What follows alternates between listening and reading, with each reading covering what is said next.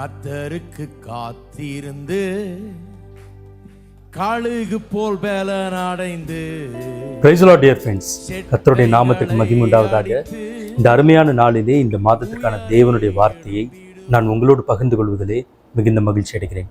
கர்த்தர் நல்லவர், கர்த்தர் பெரியவர். பாருங்க, இந்த நாளில் நம்ம பார்க்க போகிற காரியம் என்னவென்றால், கர்த்தருக்கு காத்திருக்கிறவர்கள் நன்மையை கண்டடைவார்கள் அப்படிங்கிறத தான் நம்ம பார்க்க போகிறோம். இந்த கர்த்தருக்கு காத்திருக்கிற விஷயத்தை பார்த்திங்கன்னா ஒரு 3 பகுதியாக நம்ம பிரித்து கொள்ளலாம். முதல்ல என்னென்னா, நம்ம ஏதோ ஒரு அவசரமான ஒரு பதிலை அல்லது உடனடியான ஒரு தீர்வை நமக்கு கர்த்தரிடத்துலேருந்து வர வேண்டும் அப்படின்னு நம்ம காத்திருக்கும் போது கண்டிப்பாக கர்த்தர் உடனே செய்ய வேண்டும். இல்லது வாழ்வா சாவாங்கிற பிரச்சனை, இல்லாட்டினா இது ஏதோ ஒரு நன்மை இப்போ இன்னைக்கு இல்லை நாளைக்கு இன்னும் 2 நாளைக்குள்ள இது நடக்கணும் அப்படிங்கிற ஒரு சூழ்நிலையில் நம்ம கர்த்தருக்கு காத்திருக்கும் போது அதுக்கு உண்டான பதில்கள், அதுக்கு எப்படி கர்த்தருக்கு காத்திருந்து நன்மையை பெற்றுக்கொள்கிறோம் அப்படிங்கிற ஒரு காரியம். 2வது காத்திருப்பு என்னென்னா, ஒரு டிரான்ஸ்ஃபர்மேஷனுக்காக காத்திருக்கிறது, ஒரு பெரிய சேஞ்ச் வாழ்க்கையில் வர்றதுக்காக. இது உடனடியாக நடக்கிறது கிடையாது. Maybe it takes some time. Suppose for example பார்த்திங்கன்னா, ஒரு மேரேஜ் நடக்கணும் அப்படிங்கன்னு இன்றைக்கி ஜோம் பண்ணி நாளைக்கு நடக்கிறது இல்லை இல்லையா. இட் இஸ் அ ப்ராசஸ், சரிங்களா. இல்லை ஒரு ஜாப் சேஞ்சாக இருக்கலாம், இல்லாட்டினா ஒரு தொழில் ரீதியான ஒரு முன்னேற்றமாக இருக்கலாம், இல்லை ஏதோ ஒரு கர்த்தர் ஒரு பெரிய காரியத்தை உங்கள் வாழ்க்கையில் நடத்தணும். என்ன பிரச்சனை தெரியாது இல்லையா. சில பேருக்கு ஒரு நீண்ட நாள் வியாதியிலேருந்து விடுதலை ஆகணும் அப்படின்னு இருக்கலாம். So it's a transformation process. அந்த காரியத்தில் நம்ம கர்த்தருக்கு காத்திருக்கிறது 2வது விதமான கர்த்தருக்கு காத்திருத்தல். 3வதாக நான் ஒன்று பேச போகிறேன். அது என்ன அப்படின்னு கேட்டிங்கன்னா, மூணாவதாக பேச போகிறது என்னென்னா, கர்த்தருக்கு காத்திருந்து நம்ம ஜெபிக்கிறோம், ஆனால் அதற்குரிய பதிலை அவர் தரவில்லை, நம்ம கேட்குற காரியத்தை அவர் செய்யலை அப்படிங்கிற ஒரு காரியம். ஸோ இந்த 3 காரியங்களை நம்ம பார்ப்போம். இதை குறித்து நம்ம தியானிக்கும்படியாக முதலாவதாக ஏசாயா 40வது அதிகாரம் 31வது வசனம். இந்த வசனம் சொல்லுகிறது, கர்த்தருக்கு காத்திருக்கிறவர்களோ புதுபலன் அடைந்து கழுகுகளைப் போல சட்டைகளை எடுத்து எழும்புவார்கள், அவர்கள் ஓடினாலும் இளைப்படையார்கள், நடந்தாலும் சோர்ந்து போவார்கள். பார்த்தீங்களா, கர்த்தருக்கு காத்திருக்கிறவர்களோ புதுபலன் அடைவார்கள். பாருங்கள், இன்றைக்கி சில காரியங்களை நம்ம சோர்ந்து போயிருக்கலாம். சில காரியங்களை நீங்கள் முயற்சி பண்ணி ரொம்ப தோற்று போயிட்டேன், இதுக்கு மேலே நான் முயற்சி பண்ண போகிறதில்ல, I will not try it, அவ்வளோதான், இதில் என்னால் முன்னேற முடியாது, இந்த காரியத்துக்கு எனக்கு எபிலிட்டி கிடையாது, எனக்கு ஆசை இருக்குது, நான் வரணும்னு நினைக்கிறேன், but I cannot get victory over it, அல்லது நான் முன்னேற முடியாது, ஒரு சில காரியங்களை நான் என்னால் செய்ய முடியாது அப்படின்னு தோல்வியில் துவண்டு போயிருக்கிறீங்களா. கர்த்தருடைய வார்த்தை சொல்லுகிறது, இதே ஏசாயா 40வது அதிகாரத்தில் 29வது வசனம் சொல்லுகிறது, சோர்ந்து போகிறவனுக்கு அவர் பலன் கொடுத்து சத்துவம் இல்லாதவனுக்கு சத்துவத்தை பெருக பண்ணுகிறார். பார்த்தீங்களா, சோர்ந்து போனவர்களுக்கு பலன் கொடுக்குறாராம். ஒருவேளை ஊழியத்திலேயோ குடும்பத்தை நடத்துகிறதுலையோ இல்லை ரிலேஷன்ஷிப்லேயோ இல்லை ஏதோ ஒரு காரியத்தில் நீங்கள் சோர்ந்து போயிருக்கலாம். ஆனால் கர்த்தருடைய வாக்குத்தத்தம் உங்ககிட்ட இருக்கலாம். கர்த்தர் இதை செய்வேன், இந்த காரியத்தை நன்மையாக முடிய பண்ணுவேன், உனக்கு இந்த ஆசீர்வாதத்தை தருவேன், கர்த்தர் வாக்கு பண்ணியிருக்கலாம். நீங்களும் அதுக்கு முயற்சி பண்ணலாம். ஆனால் தோல்வியினால் சோர்ந்து போயிருந்தீங்கன்னா, கர்த்தர் உங்களுக்கு இந்த நாளிலே இந்த மாதத்திலே பலனை தருகிறவராய் இருக்கிறார்.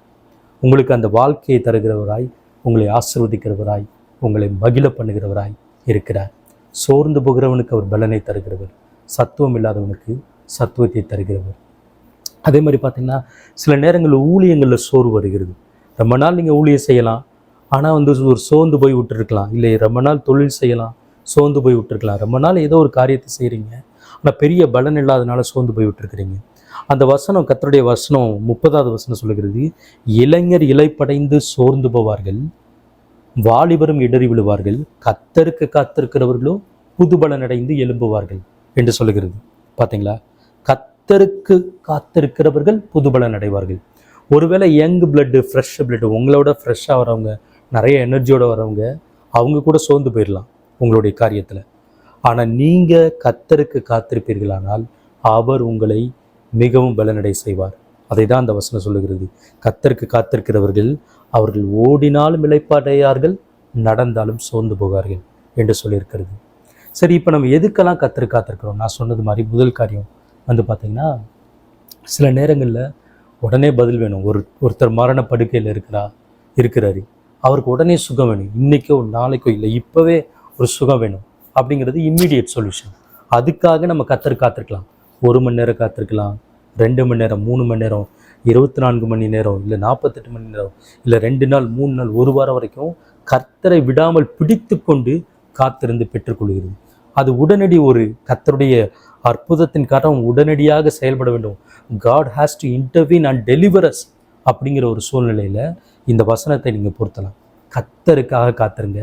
அப்போ அந்த பலனை கொடுத்து உங்களை சுகமாக்குவார், உங்களை விடுதலையாக்குவார். எவ்வளவு பெரிய பிரச்சனையாக இருக்கலாம், உங்களுக்கு ஏதோ ஒரு பிரச்சனை, அது எனக்கு தெரியாமல் இருக்கலாம், நீங்கள் பயங்கரமான நெருக்கத்தில் இருக்கலாம். இதுக்கு ஏதோ 1 மாதம் 1 வருஷம் வெயிட் பண்ண முடியாது. You have to be delivered immediately, you have to be blessed immediately. அப்படிங்கிற ஒரு சூழ்நிலையில் நீங்கள் இருப்பீர்களானால் கர்த்தர் உங்களுக்கு பலனை கொடுத்து கழுகை போல உங்களை எலும்பு பண்ணுவார். ஓடினாலும் இளைப்படையாதபடி, நடந்தாலும் சோர்ந்து போகாதபடிக்கு கர்த்தர் உங்களை ஆசீர்வதித்து அந்த உடனடி பதிலை, வாழ்வை, வளமையை, ஒரு பிரேக் த்ரூவை கர்த்தர் கொண்டு வர சர்வ வல்லவராக இருக்கிறார். அதனால கர்த்தருக்கு காத்திருங்க. நிச்சயமாக கர்த்தருக்கு காத்திருக்கிற மனுஷனுக்கு பலன் உண்டு. பாருங்க, நான் நிறைய இந்த சாட்சிகளை நான் பார்த்துருக்கிறேன். கூட இருந்த நண்பர்கள், என்னுடைய வாழ்க்கையில் அநேக நேரங்களில் ஒரு இக்கட்டான நெருக்கமான சூழ்நிலை, I have to be delivered, I have to be blessed, I have to get some relief from that in a positive way அப்படிங்கிற இடத்துல கர்த்தருக்கு காத்திருக்கும்போது அவர் சூப்பராக பதில் கொடுத்து உங்களை ஆசீர்வதிப்பாருங்க. அதில் எந்த மாற்றமும் கிடையாது. அடுத்தபடியாக பார்த்தீங்கன்னா செகண்ட் திங் வந்து இந்த டிரான்ஸ்ஃபர்மேட்டிவ் சேஞ்ச். அதுக்காக நம்ம கர்த்தருக்கு காத்திருக்கும்போது, ஒரு திருமணத்திற்காக, ஒரு குழந்தைக்காக, இல்லை வாழ்க்கையில் ஏதோ ஒரு பிளெஸ்ஸிங், ரொம்ப நாள் தடைபட்டிருக்கிற காரியம், ஏதோ ஒரு நன்மையை, நீங்கள் ஒரு நன்மையான ஒரு காரியத்தை உங்கள் வாழ்க்கையில் வாங்கணுன்னு இருக்கீங்க. அந்த காரியத்தில் மேபி ஒரு சொத்து வாங்குறதா இருக்கலாம். அந்த காரியத்தில் கர்த்தருக்காக நீங்கள் காத்திருக்கும்போது அவர் உங்களை ஆசீர்வதிக்கிறவராக இருக்கிறார். கர்த்தருக்கு காத்திருக்கிற மனுஷன் ஒருத்தரும் வெட்கப்பட்டு போவதில்லை. நிச்சயமாக அவர் தேவைகளை சந்திக்கிறவராக இருக்கிறார். சங்கீதம் 40வது அதிகாரம் முதல் 3 வசனங்கள் மிக அழகாக சொல்கிறது. கர்த்தருக்காக பொறுமையுடன் காத்திருந்தேன், அவர் என்னிடமாய் சாய்ந்து என் கூப்பிடுதலை கேட்டார். பயங்கரமான குழியிலும் உளையான சேற்றிலும் இருந்து என்னை தூக்கி எடுத்து என் கால்களை கண்மலையின் மேல் நிறுத்தி என் அடிகளை உறுதிப்படுத்தி நமது தேவனை துதிக்கும் புதுப்பாட்டை என் வாயிலை கொடுத்தார். அநேகர் அதை கண்டு பயந்து கர்த்தரை நம்புவார்கள் அப்படின்னு சொல்லியிருக்குது. இந்த வசனம் பாருங்க, கர்த்தருக்காக பொறுமையுடன் காத்திருந்தவர்கள். இந்த டிரான்ஸ்ஃபர்மேஷன் டைம் பார்த்தீங்கன்னா maybe it takes little more time. Some people it takes months, weeks, or some people even it takes years. ஆனால் கர்த்தருக்காக பொறுமையோடு காத்திருக்கிற மனிதனை கர்த்தர் அவனுக்கு அவனுடைய கால்களை உறுதிப்படுத்துகிறார், அவனை கண்மலையின் மேலே நிறுத்துகிறார். இந்த கண்மலையின் மேலே அவனை நிறுத்துகிறாருங்கிறதுக்கு என்ன அர்த்தம்னா, அந்த இடத்துல அவன் அசைக்கப்படுவதில்லை. அவன் பொறுமையாக காத்திருந்தனால அவனை நெருக்குகிற அவனை அமுக்கி வைக்கிற எல்லா உளையான சேற்றின் காரியங்கள், எல்லா அந்தகார இருளின் காரியங்கள், மனிதர்களுடைய ஆதிக்கத்தின் காரியங்கள், இன்னும் பாவக்கிரியைகள், இவைகள் எல்லாவற்றிலிருந்து அவனை விடுவித்து கர்த்தர் அவன் கால்களை கண்மலையின் மேலே நிறுத்துகிறாராம். அப்படின்னா he is putting him in a strong place where he will not fall. அப்படிப்பட்ட ஒரு உயரமான ஸ்தலத்தில் அவனை நிறுத்தி அவன் அடிகளை உறுதிப்படுத்துகிறாராம். அடிகளை உறுதிப்படுத்துறது மட்டும் இல்லை, அவனுடைய தேவனை துதிக்கிற பாட்டை அவன் வாயிலை கொடுக்கிறார். அப்படின்னா அப்படிப்பட்ட ஒரு பெரிய பிளெஸ்ஸிங். கர்த்தர் அவனை அசைக்க முடியாத இடத்துல வைத்து அவனை உயர்த்தி வைக்கிறார். அதனால் அவன் கர்த்தரை துதிக்கிறான். அதை பார்க்கிற எல்லா ஜனங்களும் கர்த்தரை, தேவனை, தேவனுக்கு பயந்து அவரை துதிப்பார்கள் என்று இந்த வசனத்தில் நம்ம புரிந்து கொள்ள முடியும். நண்பான நண்பர்களே, இந்த டிரான்ஸ்ஃபர்மேஷன் சேஞ்சஸ், அதுக்காக நம்ம கர்த்தருக்கு காத்திருக்கிறது மேபி இட் டேக்ஸ் டைம். சிலருக்கு நாட்களாக இருக்கலாம், சிலருக்கு மாதங்களாக இருக்கலாம், சிலருக்கு வருடங்களாக இருக்கலாம். ரொம்ப அதிகமாக காத்திருக்கிறவர்களுக்கு மகிமை அதிகம் என்பதை தான் நம்ம வேதத்திலிருந்து புரிந்து கொள்ள முடியும். ஆகையினால கர்த்தருக்கு பொறுமையோடு கர்த்தருக்காக நம்ம காத்திருப்போம். நிச்சயமாக கர்த்தர் உங்களை ஆசீர்வதிப்பார், அதில் எந்த மாற்றம் இல்லை. மூன்றாவதாக பார்த்திங்கன்னா, இப்படி கர்த்தருக்கு காத்திருந்து ஒருவேளை அவர் நம்ம கேட்குற பதிலை கொடுக்காட்டினா என்ன அப்படின்னு பார்த்தீங்கன்னா, அதுக்காக நீங்கள் கலங்கிடாதீங்க, ரொம்ப சோர்ந்து போயிடாதீங்க, வெறுப்பாயிடாதீங்க, ஃப்ரஸ்ட்ரேஷன் ஆகாதீங்க. ஏன்னா ஒருவேளை கர்த்தர் உங்களுக்கு அந்த பதிலை தரவில்லை என்றால் கர்த்தர் அதை விட பெஸ்ட்டாக பதிலை தருவதில் அவர் உண்மையுள்ளவராக இருக்கிறார். நம்ம நினைக்கிற பேட்டர்னில், நம்ம நினச்சிருக்கிற, நம்முடைய அறிவுக்கு தெரிந்த விதத்தில் ஒரு பதிலை நம்ம எதிர்பார்த்து அந்த பதில் தான் வேணும்னு கேட்டுட்ருப்போம். ஆனால் கர்த்தர் நம்முடைய அறிவுக்கு எட்டாத பதிலை நம்முடைய வாழ்க்கையில கொடுக்கிறவராக இருக்கிறார். நம்முடைய புத்தி கெட்டாத வகையில் அவர் காரியங்களை செய்கிறவராக இருக்கிறார். வேதம் அழகாக சொல்லுகிறது, அவருக்கு பயந்தவர்களுக்கு அவர் பார்த்தீங்கன்னா பூர்வ காலம் முதல் உண்டாக்கி வைத்திருக்கிறவைகளை கண்கள் காணவில்லையா, காதுகள் கேட்கவில்லையா? பார்த்தீங்களா? நமக்கோ தேவனவைகளை தம்முடைய ஆவியினால் வெளிப்படுத்தினார் என்று சொல்லுகிறது. ஸோ நமக்கு மனிதர்களுக்குடைய எண்ணங்களுக்கு அப்பாற்பட்ட விதத்தில் கர்த்தர் உங்களுடைய வாழ்க்கையில நீங்கள் எதிர்பார்த்து காத்திருக்கிற காரியத்தில் நன்மை செய்கிறவராக இருக்கிறார். ஆனால் சீக்ரெட் என்னன்னா, காத்திருக்க வேண்டும்.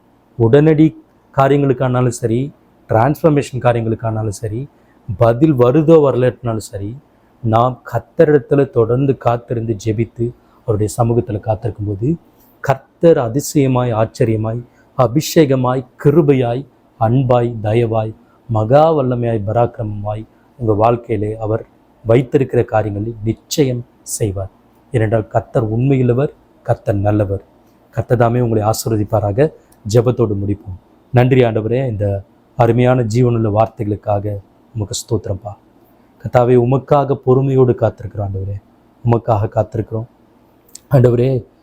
கர்த்தாவே, யாரெல்லாம் இந்த நேரத்தில் ஒரு நெருக்கத்தோடு இருக்கிறார்களோ, ஒரு பதில் வேண்டுமே, ஒரு விடுதலை வேண்டுமே, உடனடியாக எனக்கு ஜீவன் வேண்டுமே, பதில் வேண்டுமே, ஒரு மாற்றம் வேண்டுமே என்று காத்திருக்கிறவர்களுக்கு கர்த்தர் ஆண்டவரே ஒரு பெரிய விடுதலை, வாழ்வை, ஜீவனை தருவீராக ஆண்டவரே. ஆசீர்வாதத்தை தருவீராக தகப்பனே. அந்த உடனடி ஆண்டவரே ஒரு விடுதலை இம்மிடியேட்டாக தேவைப்படுகிற அந்த கர்த்தருடைய கரம், கர்த்தருடைய இன்டர்வென்ஷன் நடக்கும்படியாக இயேசுவின் நாமத்தினால நாங்கள் ஜெபிக்கிறோம் தகப்பனே. நீர் அப்படி செய்கிறதுக்காக நன்றி ஆண்டவரே. ஆண்டவரே, யாரெல்லாம் ஒரு வாழ்க்கையில் ஒரு பெரிய மாற்றம் உண்டாக வேண்டும், வேலையில் ஒரு மாற்றம் உண்டாக வேண்டும், தொழிலிலே ஒரு மாற்றம் உண்டாக வேண்டும், தனக்கு ஏற்ற ஒரு துணை வர வேண்டும், தனக்கு குழந்தைகள் பிறக்க வேண்டும் என்று காத்திருக்கிறவர்கள் ஆண்டவரே, பணக்காரியத்தில் கடனெல்லாம் மறைந்து ஆண்டவரே செழிப்பான வாழ்க்கைக்குள்ளாக போக வேண்டும் என்று உமக்காக காத்திருக்கிற ஜனங்கள், இன்னும் பலவிதமான காரியங்கள் ஊழியத்திற்காக காத்திருக்கிறவர்கள் எல்லாருடைய தேவைகளை கர்த்தர் அபிரவிதமாக சந்திப்பீராக. இவர்கள் கால்களை கண்மலையின் மேல் நிறுத்தி இவர்கள் அடிகளை உறுதிப்படுத்தி உம்மை துதிக்கும் புதுப்பாட்டை இவர்கள் வாயிலை தருவீராக சுவாமி. சுவாமி, அப்படி நீ செய்கிறதுக்காக ஸ்தோத்திரம். அநேகர் அதை கண்டு பயந்து கர்த்தாவே உம்மை நம்புவார்களே, கிருபை செய்யுங்கப்பா. ஒருவேளை கர்த்தாவே பதில் இல்லாட்டினாலும் மக்கள் சோர்ந்து போகாமல் ஆண்டவரே நீர் வைத்திருக்கிற மகத்தான ஆசீர்வாதமான அறிவு கெட்டாத அந்த நன்மைகளை சுதந்திரிக்க உதவி செய்யுங்கப்பா. உமக்கே எல்லா துதிகன மகிமை உண்டாகட்டும். கர்த்தராகிய இயேசு கிறிஸ்துவின் நாமத்தில் ஜெபிக்கிறோம் நல்ல பிதாவே, ஆமென். God bless you. Thank you. புது பலன் அடைந்திடுவாய், புது பலன் அடைந்திடுவாய்.